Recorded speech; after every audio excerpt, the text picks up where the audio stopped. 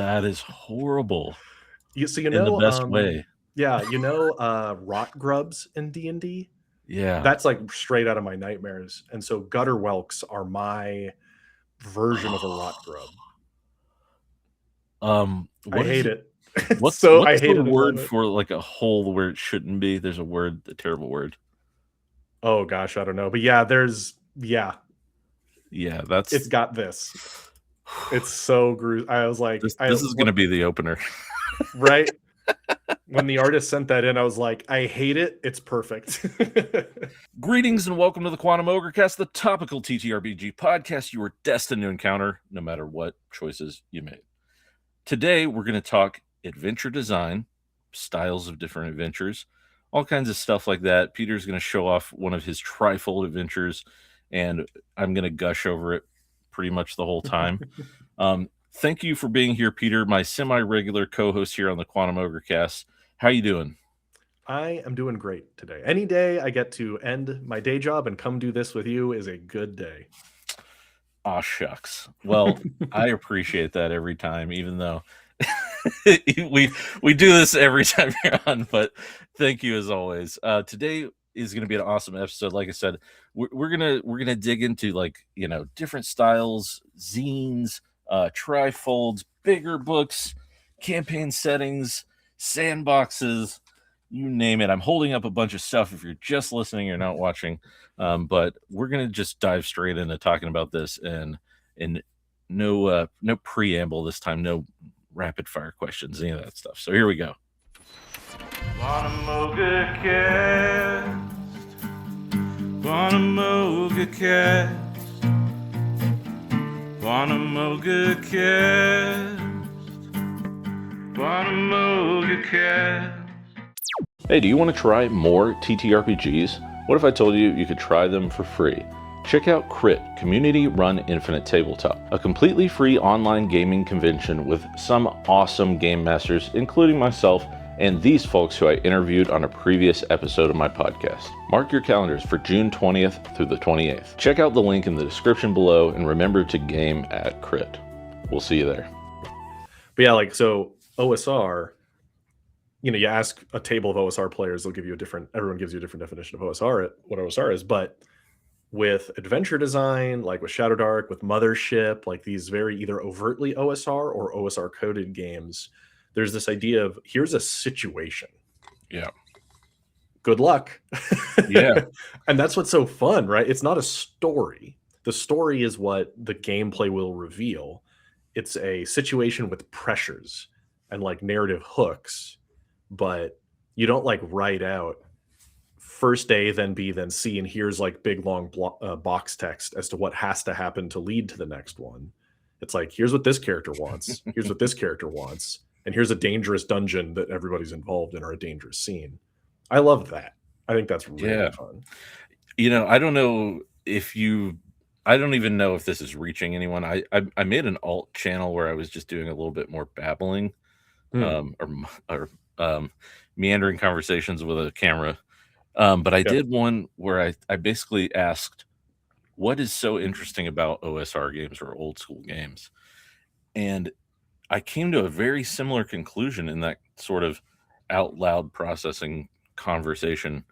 And I came to this idea that I think what is fun about the OSR or old school in general is that it's about solving things organically, without just having an answer written down of this is how the scenario should go. And it's also about using things creatively, or at least I think I should say to me, it's about solving problems creatively and not just, as you've put several times, pushing paper buttons, Yeah. Well, OSR also gets this rap of it's very combat focused, there's no story. But in actuality, in OSR, the solution isn't always violence, or it's violence not in a let's line up the minis and duke it out sort of sense. It's let's lure the bandits underneath this ledge and then push the boulders down on them. It's Goonies violence. Yeah, it could be very Goonies. It could be very booby trap. Yeah. I know we're going to dig into adventures more, but I was running Stephanie plays games. Yeah. Trifold. because she got her drafted to me a bit ago. And in that adventure, there's basically like a very successful poacher that the town actually likes because he earns them food out in the wilderness. But it has drawn the ire of a vengeful nature spirit who's coming to stomp the town into dust. What are you going to do about that? Right? Yeah. There's a story here. Good luck. Yeah, good luck. Like, you know, whose side are you going to be on? Are you going to help them fend off the monster? Are you going to, right? Like, it's very open-ended, and the story is the result of the player's actions, and you as the GM improvising along with them. So when I ran it, the players convinced the poacher. They started social skills, actually. They played to the poacher's ego and said, the greatest hunt, the greatest trophy of all is coming to town. You should go face it, right? Like, and fight it on your own to prove that you truly are like the master of the wilderness, you know, trying to play to his Gaston instincts. But then they ambushed him and his hunters when they went to go fight it to make sure they would lose. Yeah. Right. And so they were like, we'll help the vengeful spirit, not these guys. But I didn't know what they were going to do when I sat down to do it. And and again, that's going to be trifold size, right? Because it's just a situation you put them in, and you could play for 3 or 4 hours in this town, finding out more about like characters' motivations, fending off, you know, it sends waves of like undead beasts at you. So that's like OSR philosophy, right? There's this challenging situation where, like your recent video, there's like a sense of danger, though, right? Your survival is not assured, or you won't make it out in one piece necessarily if you don't play smart. This isn't your story. This one player, like, where you can't fail. Failure is possible, and that's really engaging for me, right? Like, that makes me pay attention and really think through in character what I want to do, not just like Peter trying to problem solve, but like, I don't know, it makes the world real to me. Yeah, that's such a good point. Because I don't know if I ever would have worded it that way, but you're right. Like, there is something to, like, certain styles of adventures are very much a roller coaster ride, right? Like, you get on, the scary stuff is like coming at you and happens, like, you know, dinosaurs popping out on the Jurassic Park ride, but you're safe in your cart, you know, and you're gonna probably get to the end anyway. It's sort of like these almost predetermined things are gonna happen along the way, like a ride. But and I've DM'd so much of that in D&D. That's what I started out like, especially in high school, because I started out early on, and so all it was like a power fantasy for me and my dorky friends in high school. So there wasn't really a failure state. Wasn't really a failure state for the play. You know, I enabled and encouraged just them to bumble their way through everything, you know, heedless to the caution, heedless to the consequences. And that was fun, super fun. But it also meant the tone was often a little wacky, or it was sometimes hard to communicate danger directly to them because they were so accustomed to just all of us kind of rolling with it.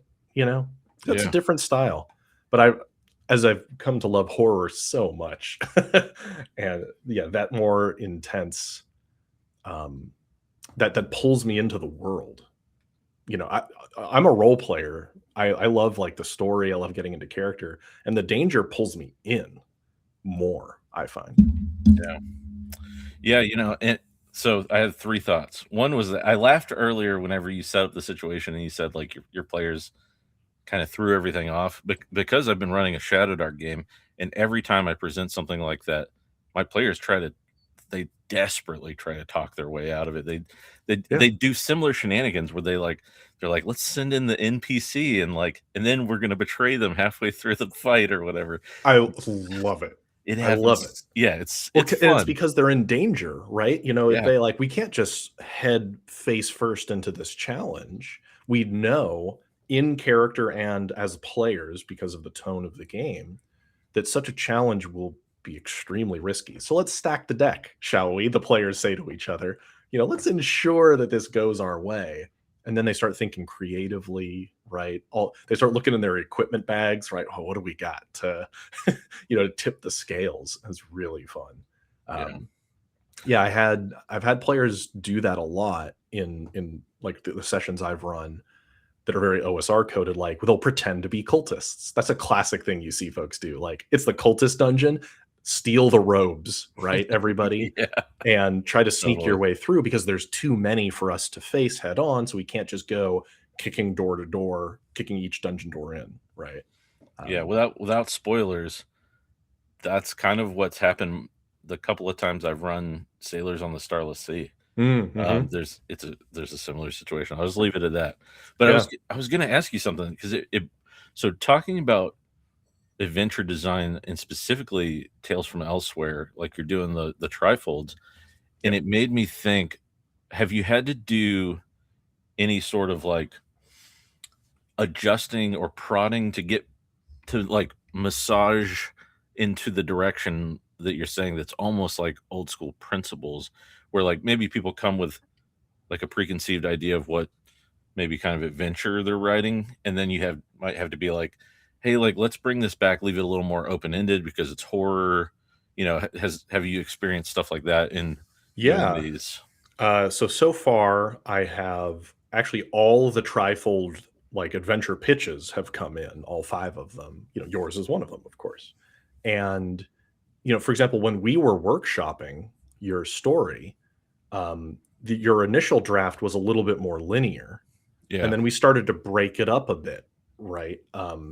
Just to allow for a little bit more of that back and forth. Now, fortunately, all the folks that are contributing aren't very D&D coded brains. Like they like these, like a lot of them are very much in tune to other types of games or have played Mothership and these other ones. But my co-designer, Daniel, who works on the main book with me, and he's working on adventures behind the scenes, he is a writer first. That was his trade, like short stories and creative writing. And the creative writing, you're not writing when you're making an adventure. Adventure is game design. Right. And so many of these, I'm going to hold up what I think was a very bad adventure book. The first one they released for 5e when it came out over 10 years ago. This is a Dragon Queen. This is a story. Yeah. Right. And it's not good game design. And there's a number of them. Even some of the adventures they've printed that I've thoroughly enjoyed. Like I loved running Out of the Abyss. Yeah. But I used maybe 20% of the content in this book because the rest of it assumed too much. It is highly assumptive, right? These are stories, not a toolkit for me, the GM, to create a story together with them, right? Too many assumptions. So fortunately for the trifolds, that aspect hasn't been hard. It's the size that's getting people. Ooh, boy, the editing down is brutal for this form factor. You have no space. That's the really tough part. You really have to distill it down into like, what are the core things they're going to interact with in this couple of scenes, maybe 2 scenes. Yeah, and it's, you can't do long-winded box text. You can't have monologues, really. You get a couple pieces, like with this one, it just describes 2 scenes, and you can see the little maps there, right? And it's just got a little bit of text for each to give you some guidance as to what would happen in that scene. Not here it goes A, then B, then C, but more like, here are the monsters in the scene. Here's what the characters try to do. Figure it out, right? So that's been the hardest part, the form factor. The people that I connected with for adventure writing are skilled adventure writers. So I haven't actually had a lot of problem with the mindset. It's the other limitations of the form factor. It's brutal. Yeah. I mean, trifolds are I was about to say they're sort of new. That's probably not true. I know Mothership's been doing them for a while. Yeah. I didn't invent this or anything like that. Well, just that, like, even people who are used to writing like zine-sized might not be as familiar with like a trifold. Yeah, and that's another great size. I don't have a zine adventure at hand, but like I have my zine RPG. Like this form factor and size, half US letter digest size, is awesome for like 3 to 4 session adventures. Worry not, Peter. You got me covered. Heck yeah. So yeah, or you had like Cursed Scroll there, right? Is that one of the ones? Yeah. So zine size adventures are so good for multiple sessions. That's like an adventure.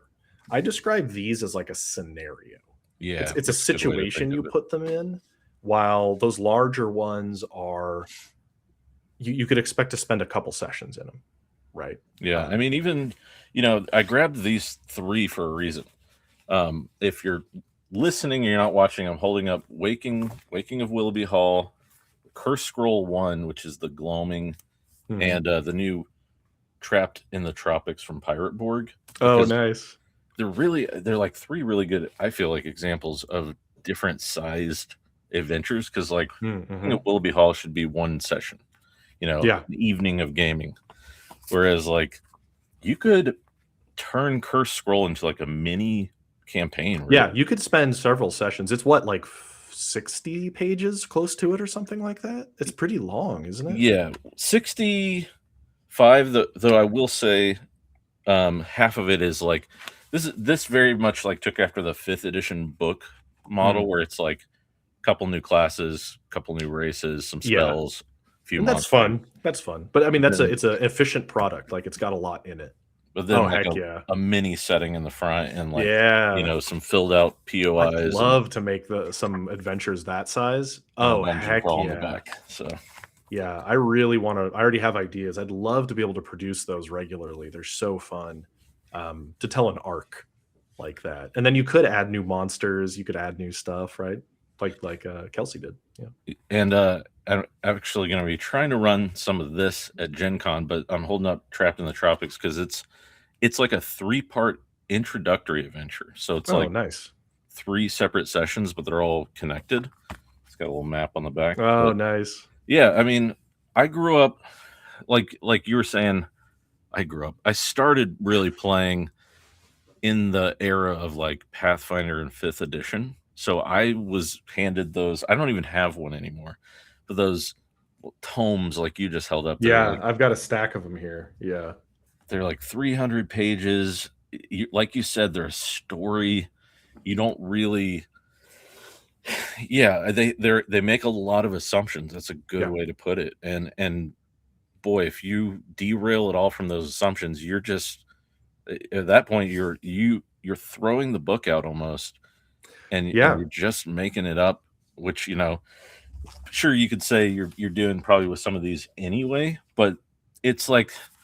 What's weird is like the parts that it does assume are important to the rest of the adventure.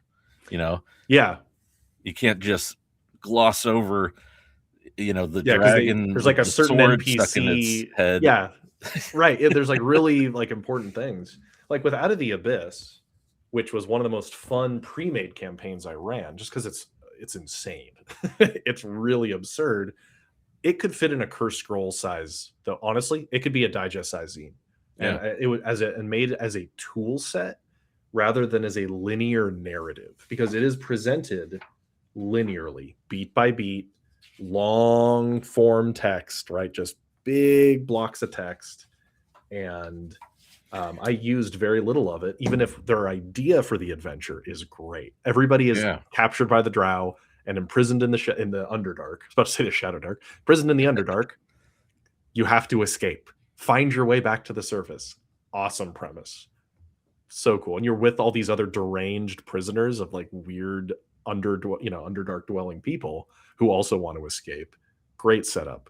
But then it's like it attempts to turn it into like a political intrigue game halfway through, where like you have to do all this faction negotiation. It like loses the thread, because then it assumes that you've like kept up with some of these NPCs, and my party killed some of them because it's crazy. Anyway, so many assumptions, and it wasn't a tool set for me, right? Like I couldn't just open up the Underdark like map with guides on how to navigate it with my players. It was written as a story rather than a tool set. Well, and even just to use a more recent example, towards the tail end of when I was playing 5th edition, I attempted to run the Rime of the Frost Maiden. Oh yeah. And like same thing, like there was some really fun ideas in it. I thought it was really cool. I wanted to like it. I wanted to run it to completion. but I Yeah. got so burnt out on here's the thing that killed me with that book. I had to the details I needed to hunt for Mm-hmm. were hidden in walls of text in a room within a specific dungeon and were nowhere else in the book. Yeah, it didn't. Their adventures didn't provide reference sheets, convenient handouts, right? They weren't designed with the DM in mind, um, and that's why I moved away from their campaigns. This is back when I was playing a lot more 5e because I was doing a lot of Adventure League then, and I started picking up their. So these are a bunch of one shots. Oh, the anthologies, yeah. It's just a series of like it's more like a series of dungeons and situations that you can plop in and out. Like this is more of a useful tool set for me now. Same thing with like Tales from the Yawning Portal. It's like here's a set of dungeons. Yeah. I can just use this, and since they didn't give them as much room per dungeon, they're more like efficiently written, which was my preference. I grabbed a couple of anthologies myself. Oh, heck yeah. The conversation went that direction. But these are two that are very different, but I really like both of them. Like you've got your classic sort of old school, just a bunch of dungeon crawls for different levels that could all be plopped into like, you know, a main kind of campaign. And this one, the Easy D6 Book of Quests is... Oh, nice. It's more like, here are some situations, some bullet point things, but it's designed in a way that's like super accessible, really easy to digest. Shout out to DM Scotty here.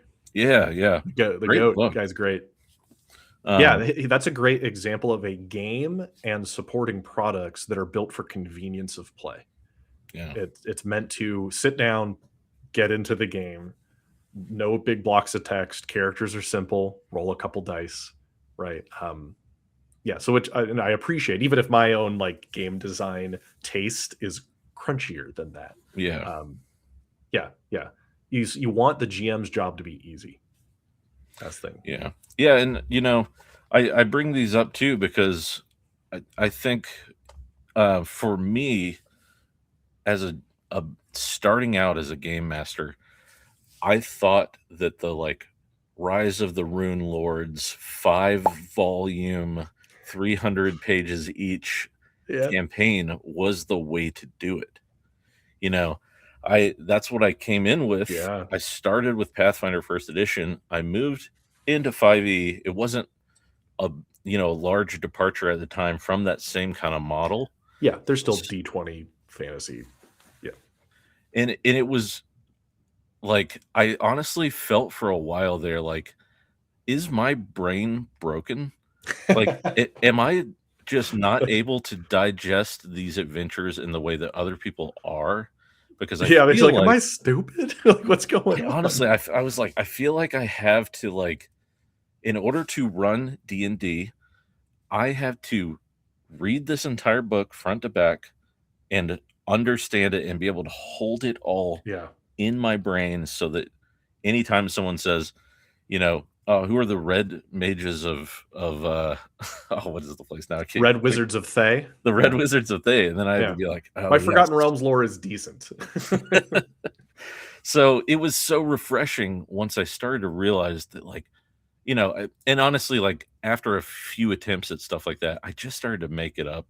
I just started to make stuff up off the top of my head. Such as your divine right. Which is always which is always still a great way to do adventures. But it was cool to see that, like, you know, I held up Curse Scroll earlier. I was like, if I just had something like this where it was like, here's some bullet points as a jumping off point to get the ideas stirring, to give you a basic framework of the area. This is all you need. This is a big enough area for like a good size adventure. If I had something that was a like hex map this, too, right? So it's also a functional tool. It's not just a pretty map. A hex map is a tool, and it has like the important POIs, like dark. And stuff. And like it's that. Got rumors and all. Like on that 2-page spread, there's just useful stuff. What a concept! Early days me had something like that, I feel like my life would have been so much easier. I mean, when I started out in 3.0, when it just came out, we just had the player's handbook. We had the core 3. We're teenagers, like 15 or something. And we just stumbled our way through, and we had a lot of fun, but it was disorganized. I was just making it all up, as I was the forever DM for many years for our group, because I have the type of brain that can hold it all in my brain at once. I can't hold other things in my brain. I have weird other mental blocks. Like I can never choose the right version of past, PASSED versus PAST. Like if same. with my life was on the line, I'd be dead. I wouldn't be able to do it correctly. I don't know why. Or I can't. I can never remember Julia Roberts and I won't be able to remember. There's other actress's name. I can never remember them both at once. I feel like I know who Sandra Bullock. About. There it goes. It takes me so long. There's no they're not the same actress at all. But I can never remember both of them. But you can hold a 300-page adventure. I used to be able to, back in the early days when I was playing Magic, somebody could describe the art on a card and I could tell you the information on the card. Wow. Because I would just stare at them all the time. Anyway, I was a really cool kid. Really popular, let me tell you. Hey, a couple of nerds talking D&D on the internet. And of course, we're cool guys. Yeah, super cool. I always joke I was a late bloomer. But anyway, circling back. So the idea, though, is how much more supported would I have been if I had, excuse me, a digest size like Curse Scroll's great because it's long enough that you could spend some time in it, multiple sessions, and you can kind of test the waters, get used to it, right? Which is great. These are also really good for, to speak a little bit to like my audience, when you're trying to get people to play your game. Nobody wants to write their own adventure just to be able to try out your game. So you can't just be like, you can tell any story you want. No. give them a one shot. It doesn't have to be long. Give them something. You got to provide it, even if it's not in the book itself. Like when you're testing and all that, like give them this. Just like give it to them for free. And to your point, after we played the river crossing. Was that last Gen Con? That feels like a lifetime ago. It was almost a year ago now. That's crazy. After I played the river crossing, I felt like I understood Tales from Elsewhere, like the game. I felt like I could run it. So like, you're right. That's a great introduction to. Yeah. You give them something simple. Yeah. Potentially like brand new kind of feel, because not a lot of people, horror isn't always the entry into our hobby. It's usually fantasy, right? Yeah. Well, and you communicate what your game is supposed to do based on the adventure you give them. And it's why so many of the adventure, or River Crossing is a great example. And, people listening, there's like recordings of me doing it. It's the simplest thing. You're with a caravan heading out into the wilderness, cross a river. That's the whole, and you could spend like 3 or 4 hours in this because my game is about zooming in, right? Yeah. Like you make those moments like long and drawn out and dangerous and fun, and there's monsters and it goes crazy, right? But it's very, very simple. Or the trifold that I keep holding up is also pretty simple. There's word of like grave robbing going on in this town.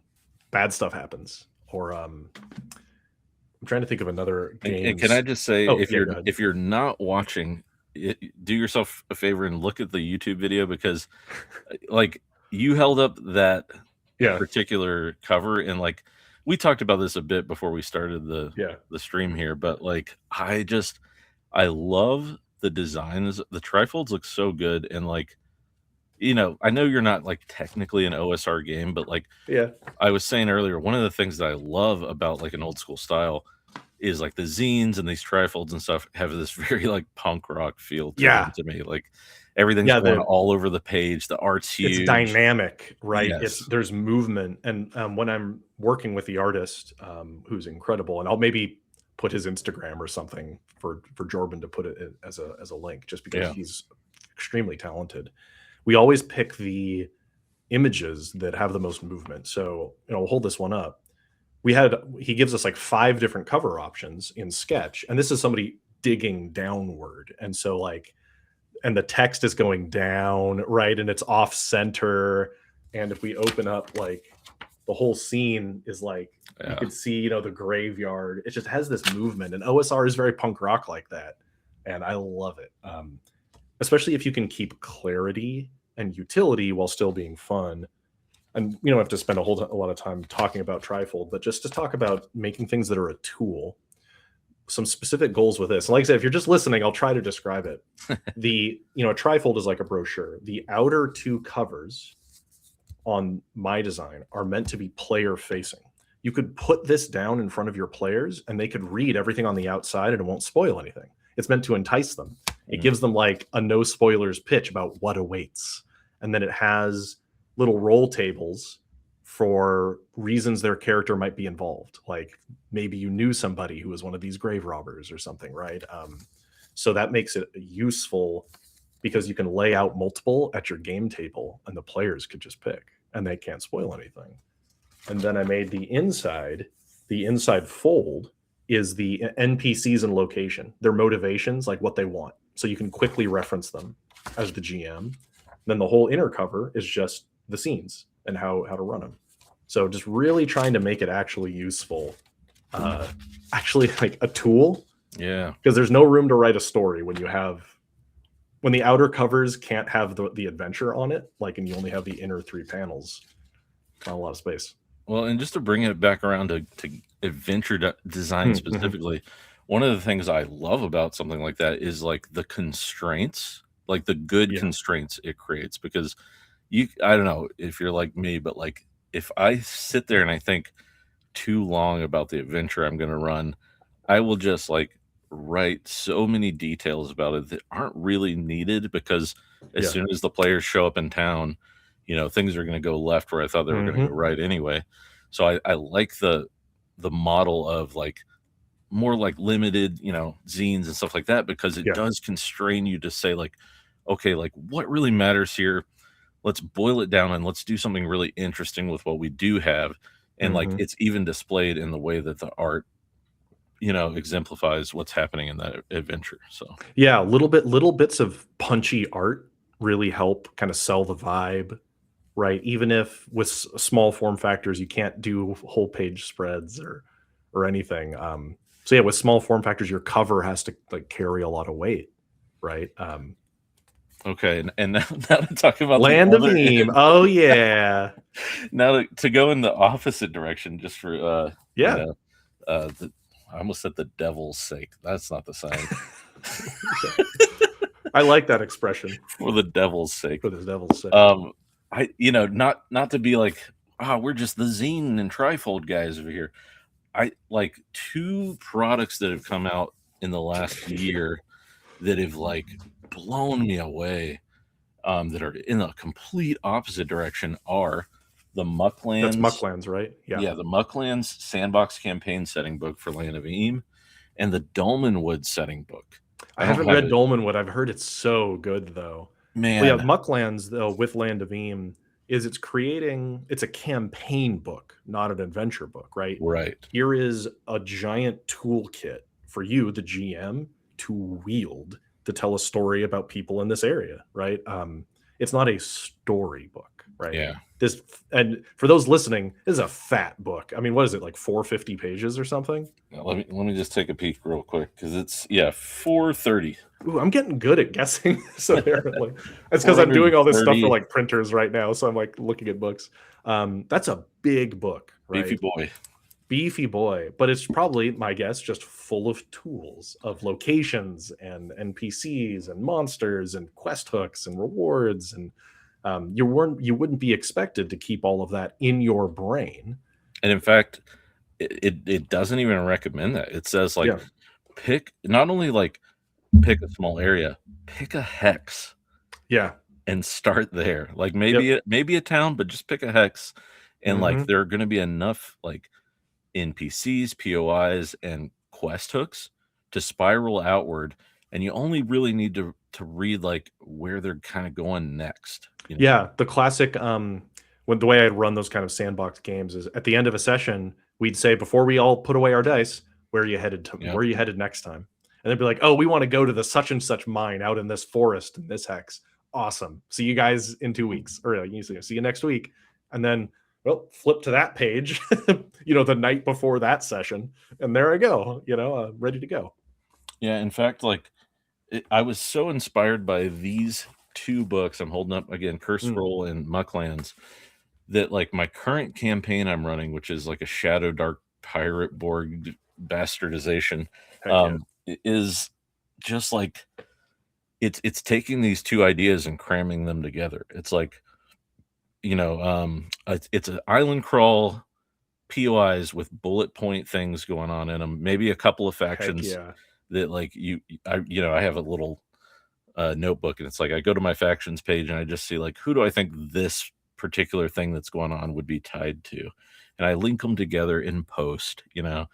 and then they tell me where they're going next. So like, yeah, all this to say, like, if you're hearing us going zines and trifolds and you're like, nah, I mean, there's plenty of ways to do it that are fun. And even if you do like those, you know, uh, I'm from the South, so bless your heart if you like those 300-page tomes that are a story, but like, you don't have to do it any one way, I think is the thing I've learned with time, where I was like, I was very one-wayist in the beginning of this hobby. I was like, I will do it. I'll figure out how to run, Storm King's Thunder. You'll do it correctly. Yes, I'll do it the right way. Yeah. And then once I learned that like there's just so many different styles out there, including just making it up on your own, which is fine. It really just like it opened the world again to me, and I was able to go, okay, well, you can do it with just Waking of Willoughby Hall and spin out from there, or whatever. But yeah, anyways. you can smaller adventures can still be designed to segue correctly, right? This is another recommendation.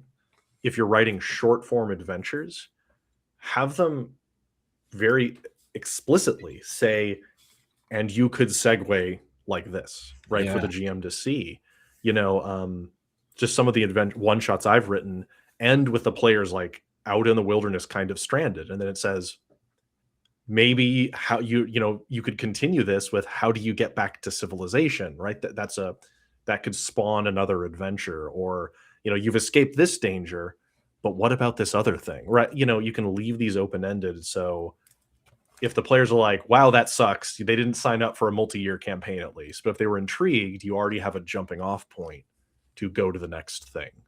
You were reminding me of something, so I'm trying to find it while you're talking. Okay, well, I'll give another example while you're flipping. So in this adventure, Dig Grave Digger Dig, spoilers if you don't want to know at the end, a undead spirit that protects the graveyards, the Bootyard Bilker, if you succeed in thwarting the plans of the villains in the story, the Bootyard Bilker will challenge the players to find the stolen goods, the things that were robbed from the grave, that have been sold to a vendor on a train and taken somewhere else. Go track them down now. That's your mission, right? And the end of the adventure is, maybe you go do that. Even this was just a one shot, but it can gesture toward more that makes the world feel larger, right? If your one shot just ends and it's like fully kaput, and the world closes, that's not allowing for more imagination to continue. So that's my recommendation. Yeah, and I think whenever we were kind of like trying to figure out what my adventure was going to be about that I'm writing for TFE, one of the things you suggested was like a couple of bullet points of like, what's next? Yeah. And it made something click in my brain, because I remembered that in the Mucklands, they actually have like, so here's a town. The art is so good. I'm gonna get closer to my mic covering up. Oh, I see a what's going on. Yeah. Here's a town called Dunk, which is a town under a literal bridge run by trolls, which is awesome. Wonderful. But then they have this section over here that says outbound rumors. Oh, love it. So love that. It's like, if you're done with this town and maybe your players have like scoured through all the rumors or quests or whatever here, then it's like, well, hey, if they're headed over to the next nearest town, here's something to send them out with. Like, here's a way to continue the adventure without even having to read what that next town is. Like, this will motivate them to get there. So I just thought that was like an awesome touch. Yeah. Like I love way that. to do it. Yeah. Yeah. In Stephanie's adventure, if they almost no matter what, the town that it takes place in, called Palo Verde, is wrecked to some greater or lesser degree. And if the players helped the trophy hunters, then more monsters may come, because you can never actually truly kill the Judge of the West, and the town's been partially destroyed, so help them rebuild. Or if you help defeat the trophy hunters, the town is now without those who have been keeping all the monsters at bay.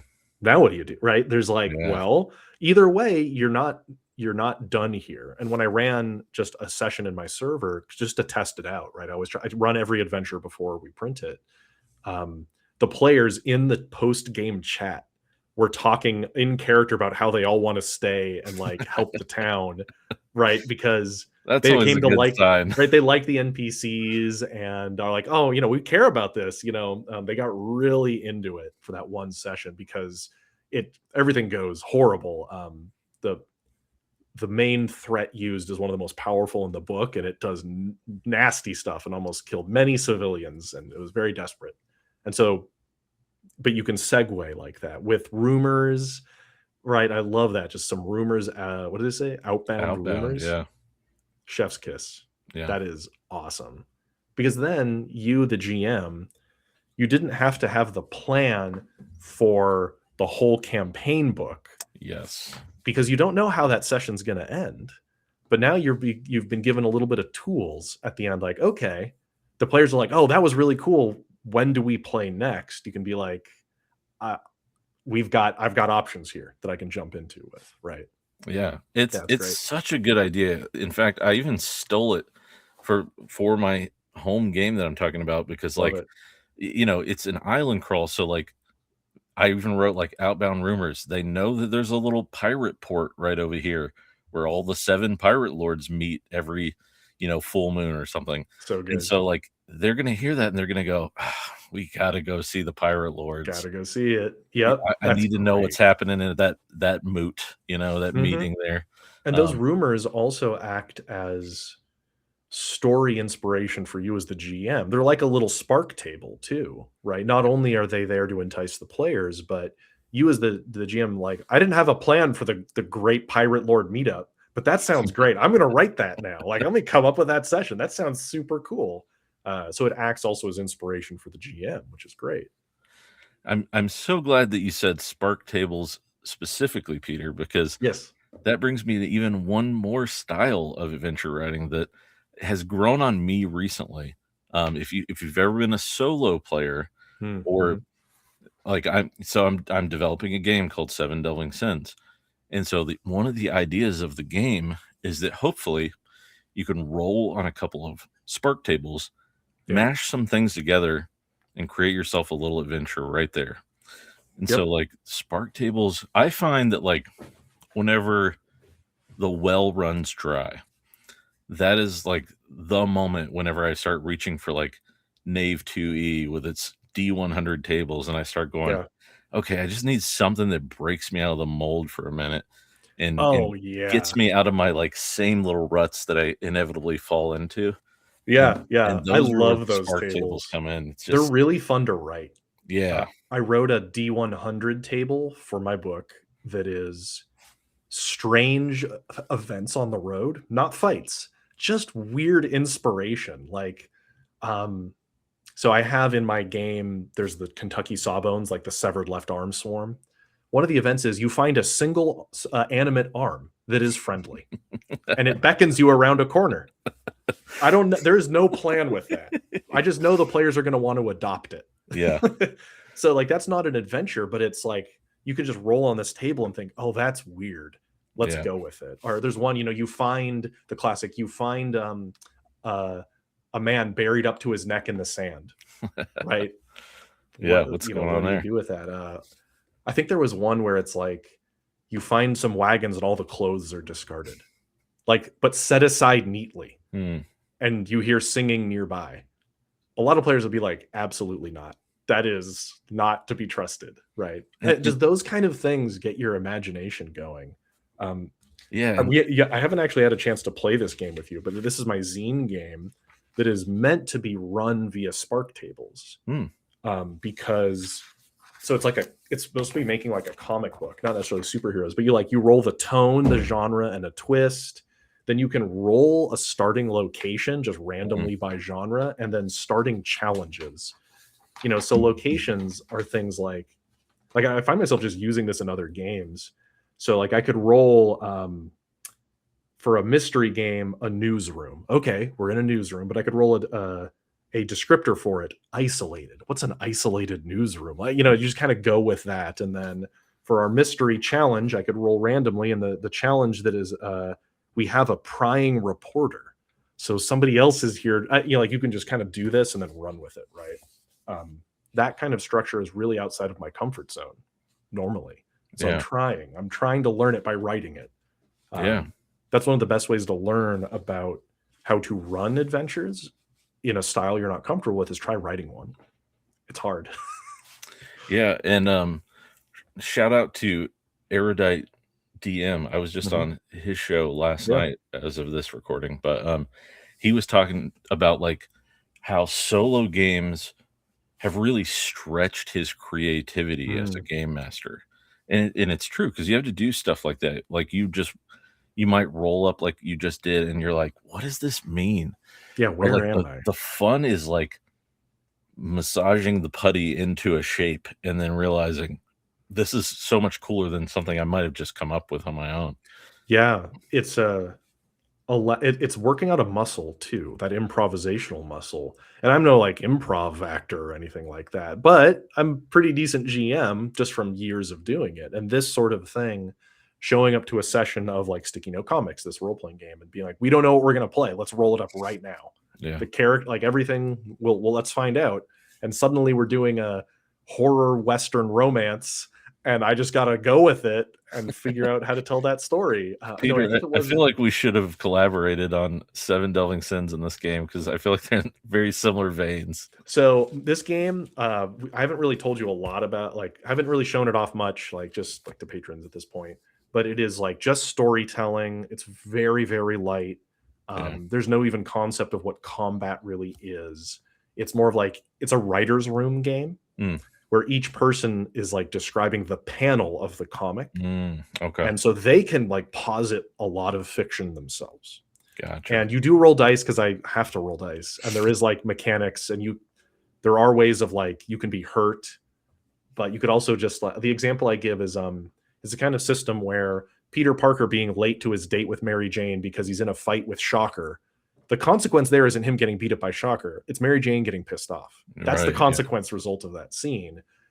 So it ended up being super, super different than Seven Deadly Sins. Yeah, it's a writer's room game rather than a dungeon crawler. Gotcha. Yeah. Gen Con, we'll play it together, my friend. Both of them, Seven Deadly Sins and Sticky Note Comics. I've got some. I left some free space in the schedule intentionally. Good. For things like this. So there'll always be the overpacked hotel room. Oh yeah, absolutely. Awesome. Yeah. Well, let's see. Is there anything we haven't kind of covered with adventure design specifically, or are there any gaps? There's something I could shout out. So I haven't run it myself, but Delta Green's adventures are notorious for actually being super involved. Quins Quest will do a much better job of presenting that. He did a video on one of the Delta Green adventures that's huge and super involved, and there's printouts, and it's this crazy investigation. So there is a market out there for the heavy lift adventure. The important part of that, if you're going to write those yourselves, you got to write them as a tool for the GM, not as fiction to flip through and read in order, right? So I think there is a market out there. I don't personally have the bandwidth to take on massive campaign books like that anymore. No, that's a good point. And I feel like there's a season, when you're younger, you have a lot of free time, Sure. Yeah. I did a lot. That's when I was trying to do a lot of those 5e adventures. But the thing you have to be careful about with those is the burnout, I feel comes really fast. Definitely. There's nothing wrong with making up a whole adventure from scratch or doing the 300-page adventure. I just personally found that was like such a quicker route to burnout for me. Yeah, And I agree. That's so important to the longevity of enjoying being a game master, if that makes Definitely. sense. Yeah, and to reiterate for game designers out there, don't create a 400-page adventure for people to try out the game. Like that's the only adventure that's written. Make some one-shots, like demo adventures that just hit the major points that you want your game to sing, right? Like where does it thrive? Just make that moment and let people try that, because I get sent a lot of games in progress games to look at, right? Like ones that are very, very early. And one, I can't read your 200-page manuscript, and I can't attempt to run or engage with a 100-page adventure. Right? Yeah. And in likelihood, people won't want to engage with such a product, right? They need to be able to try it out. And that's where small form factors are great.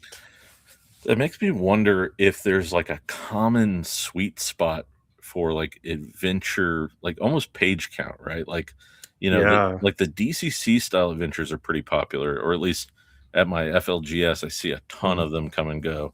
So I wonder if there's like you know, if it's like 30 pages, let's just say, you know, that people are pretty comfortable with, or like, you know, or where that is for most people. That'd be an interesting like poll to take, you know. Yeah, you know, my biased opinion, like my personal opinion on that, is an adventure that's meant to be played over maybe 3 to 5 sessions. Yeah. That fits into digest size zine of 50 or fewer pages, ideally much fewer than 50.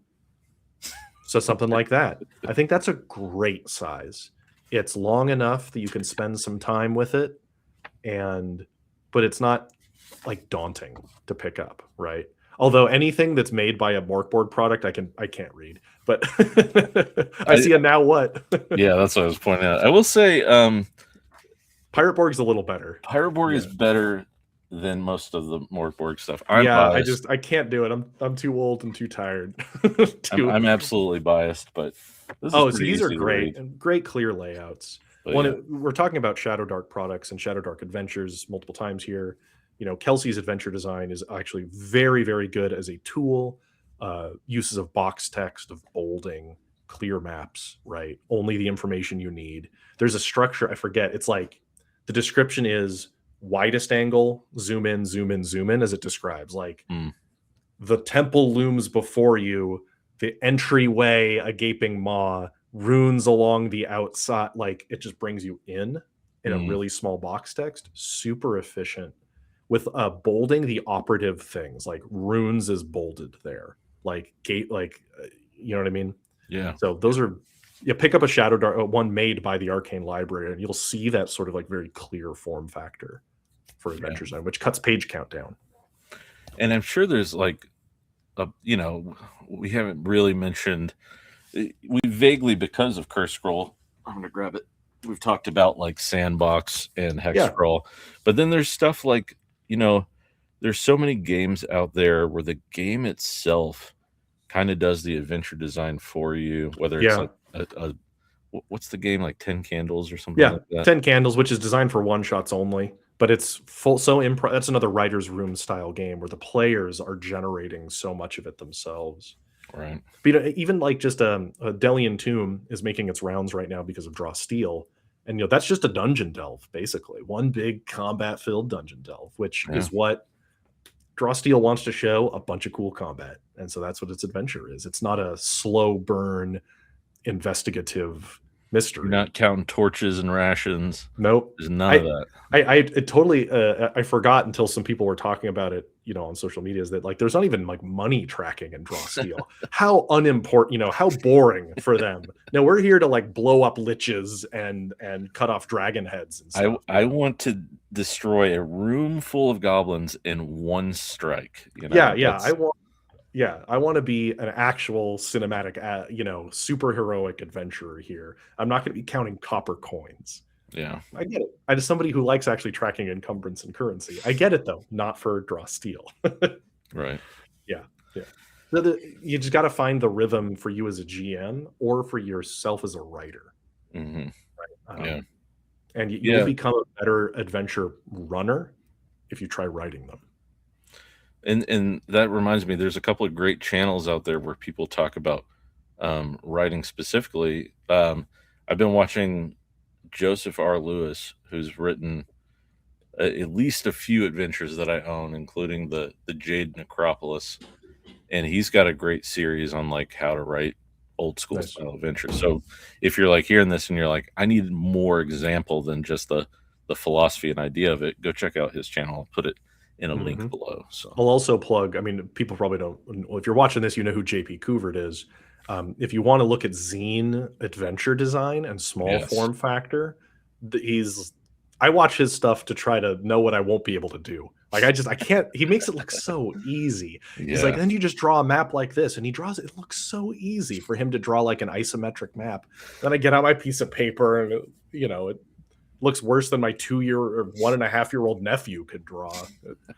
But he's a great resource. He has actually a zine series that he's been releasing lately too. Very user-friendly approach, or very newbie-friendly series. Yeah. It's not mystifying, this process. It can be learned, right? Yeah, there's tons of great resources out there for that kind of stuff. And I even, for a while there, I need to get back into this, but I did a series myself where I just like live stream wrote a couple of island point crawl kind of things. And you really don't need much to get, it's like we were saying at the beginning with your trifold. You need a scenario, Yeah. Maybe a whole island is a scenario, or a whole POI or zone, whatever it is in the game you're running. And then again, you put like what happens next, that sort of thing. Yeah. A good adventure poses a fun question to the players. Like there's and often it's just, will they survive? But, it can be really engaging for the players too. If you're having trouble getting them to try out a new system, it's sometimes easier to entice them with an adventure, because the adventure is going to promise like a cool moment. If you're trying to get them to play Mothership, just say like, hey, do you want to play through the movie Alien, basically? You want to be a doomed crew? Let's do that, right? Like tell them of one of the adventures you're going to do, or do like just another bug hunt, right? Like pitch them like that vibe. There's this one I'm working on. It's a ways off because it's for my next book. But the pitch is basically break the siege. There's a castle under siege. You're outside of it. Find a way to break it, because sieges last months. And it's like a sandbox mega dungeon, but the whole castle and the surrounding fields are like the dungeon. And how do you break the siege? Like that's a fun question to ask. I don't know. Anyway, that's super fun stuff. Speaking of JP Coovert specifically, oh yeah, I had him on, and I have his book Dragontown and the Darkness Below. And it's an anthology book, and it's system agnostic. And like here's just like a pitch of one of the adventures, right? Like you get swallowed by like a giant worm, and you have to work your way through its body, and that is the dungeon crawl. I mean, like how fun does that sound? Like, I love that. I love that so much. Well, you know me, I love like a body horror, a gross bunch of the monsters in my book swallow you whole, right? It's so fun. That's great. And what a pitch, right? To potential players, to your group, for a fun night, right? A fun adventure. So if you're out there and you want somebody you want your group to try a system maybe that you've never run before, start small, do a one shot, that kind of thing.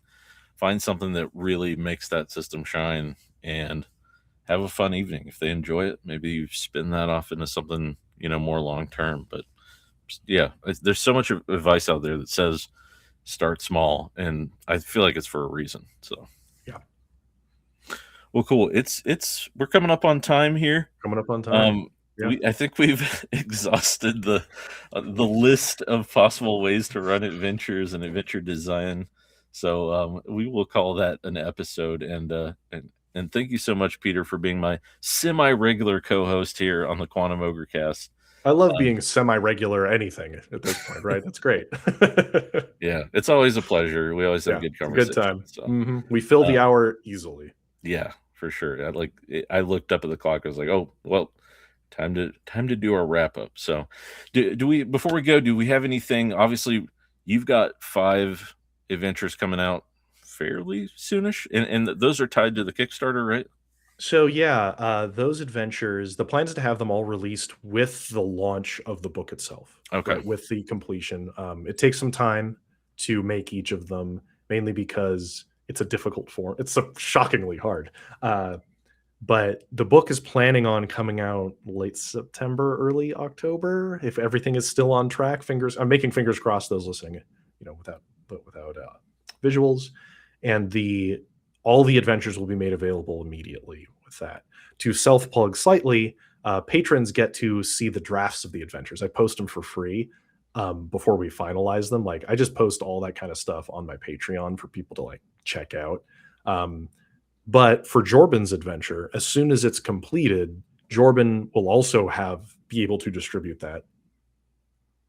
So maybe check out his channel if he talks about his adventure specifically. Yeah, because I had to figure out a way to distribute. Yeah. Me and Jorbin share ownership of this adventure. I'll be distributing it. He'll be distributing it. You'll be able to find it anywhere. And you want to tell them the name of your one to entice people? What your adventure's called?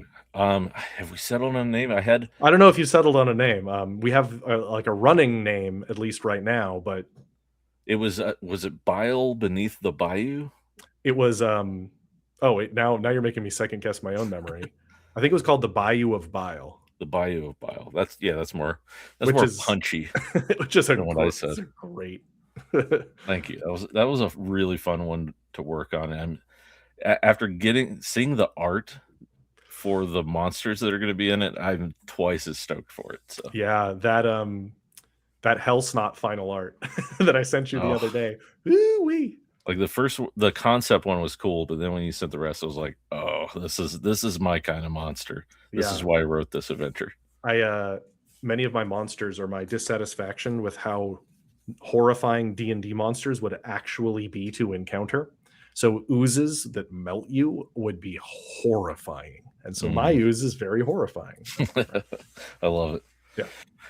Well, cool. And one more question with that, like, because I don't actually know the answer to this. Will there be like a bundle or anything for people who didn't participate in the Kickstarter?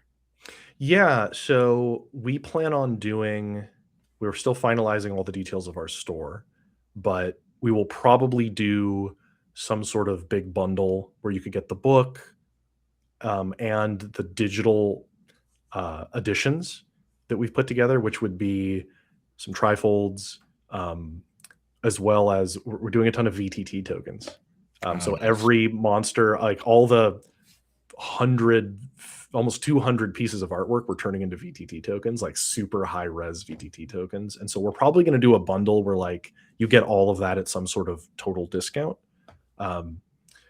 But backers will be getting, we didn't actually hit the adventure stretch goal. So I can't like self-fund all of the it all, but backers will be getting at least some adventures for free, just straight up. They'll just get them.